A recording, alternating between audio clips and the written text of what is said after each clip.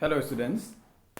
In the last class we discussed about the common postural deformities, spinal curvature and its types, lordosis, kyphosis and scoliosis, and also we discussed flat foot and knock knees. So in this class we are going to see another two postural deformities, bow legs and round shoulders, right? So first we will see bow legs.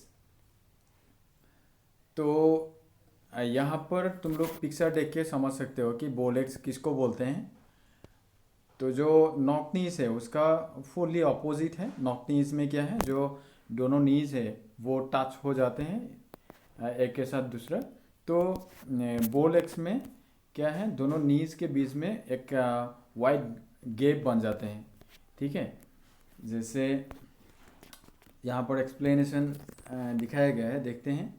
तो bow legs is also a postural deformity. It is opposite to knock knees position. If there is a wide gap between the knees when standing with feet together, the individual has bow legs.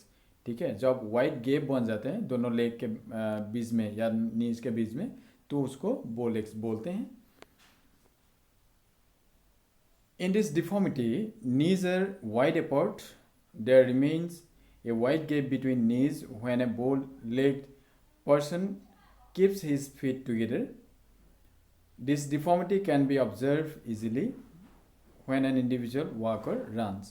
ठीक है, तो ये बहुत easily है हम लोगों को समझने के लिए कि bow legs जब होते हैं दोनों नीज के बीच में एक वाइड गैप बन जाते हैं। ठीक है, जैसे नॉक नीज में दोनों नीज को एक दूसरे के साथ टच हो जाते हैं, उसको नॉक नीज बोलते हैं। तो बो लेग्स में दोनों नीज के बीच में एक वाइड गैप बन जाते हैं। तो ये जब हम लोग कोई इंडिविजुअल में देखते हैं तो समझ में आ जाते हैं कि ये पर्सन बो लेग्स डिफॉर्मिटीज़ के प्रॉब्लम में सफ़र है। ठीक है, तो कॉजेस क्या है? द मेन कॉज ऑफ बो legs is the deficiency of calcium and phosphorus in bones. Long bones of legs become soft, hence they are bent outward.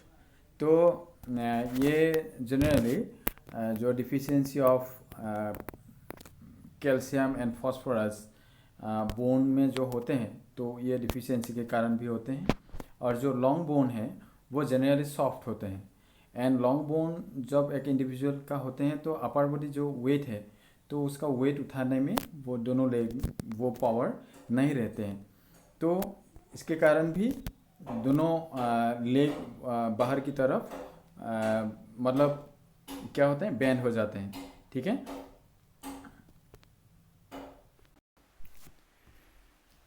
The chances of bow legs also increase when children become overweight. Okay, जब overweight हो जाते हैं एक children का, तब भी ये बो लेग होने का चांसेस है। This deformity may be due to the deficiency of vitamin D, improper way of walking and forcing the babies to walk at a very early age may also lead to bow leg. ठीक है, तो बच्चे लोगों को जब early as में हम लोग फोर्स करते हैं वॉक करने के लिए, तब भी ये डिफॉर्मिटी हम लोगों को देखने को मिल सकते हैं। तो प्रिकॉशंस क्या है? Don't let the children be overweight. ठीक है, डोंट फोर्स और encourage babies to walk at an early as.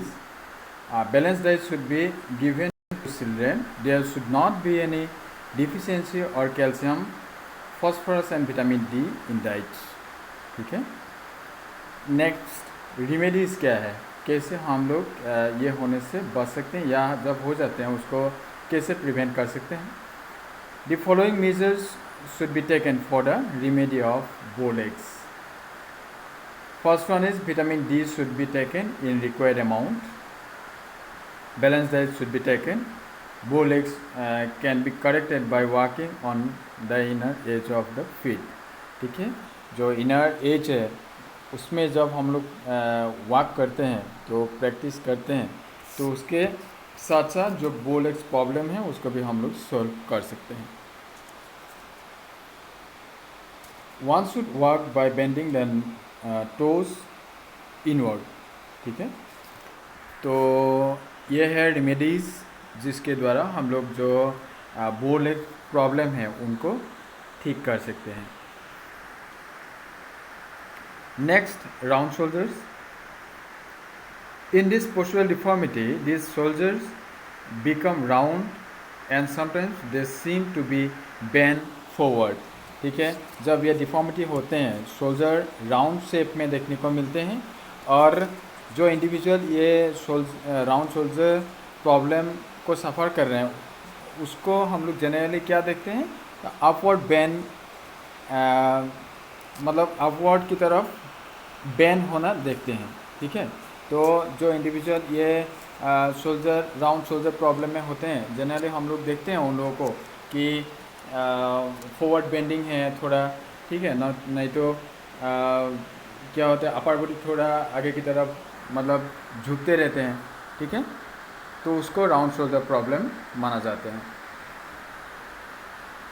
तो कॉजेज़ क्या है, round shoulders may be due to heredity, sitting, standing and walking in bent position may also result in round shoulders, ठीक है।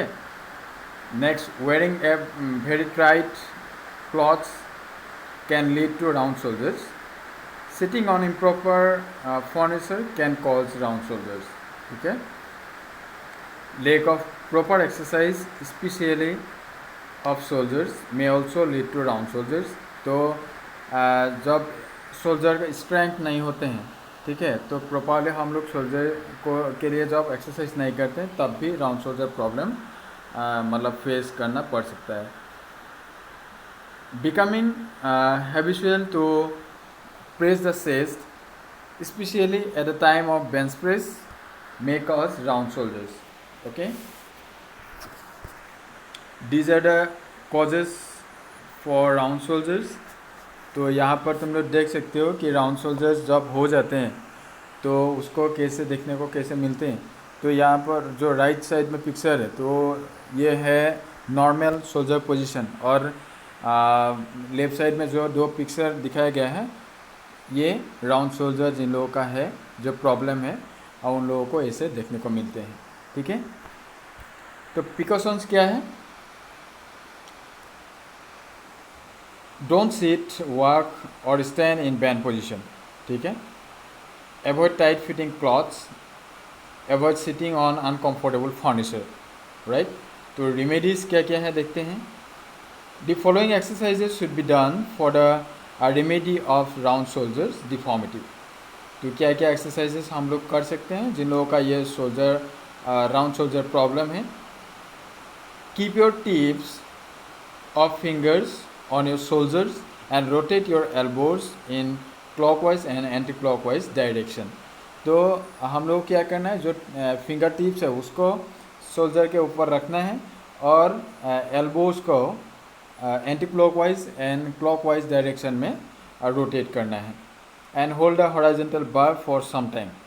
तो जब हम लोग पुल अप लगाते हैं तो ऐसे एक बार को हम लोगों को पकड़ के हैंग करना है, मतलब उससे ये राउंड शोल्डर प्रॉब्लम सॉल्व हो सकता है। Next, perform Chakrasana and Dhanurasana regularly. तो चक्रासना एंड धनुरासना करके भी जो राउंड शोल्डर प्रॉब्लम है उसको हम लोग ठीक कर सकते हैं। तो ये था जो हम लोग ने from the last class discuss करके आए हैं। तो ये postural deformities, various postural deformities like shoulder round shoulder, bore legs, knock knees, flat foot, right? And then spinal curvature, kyphosis, scoliosis and lordosis. Okay, these are the common postural deformities.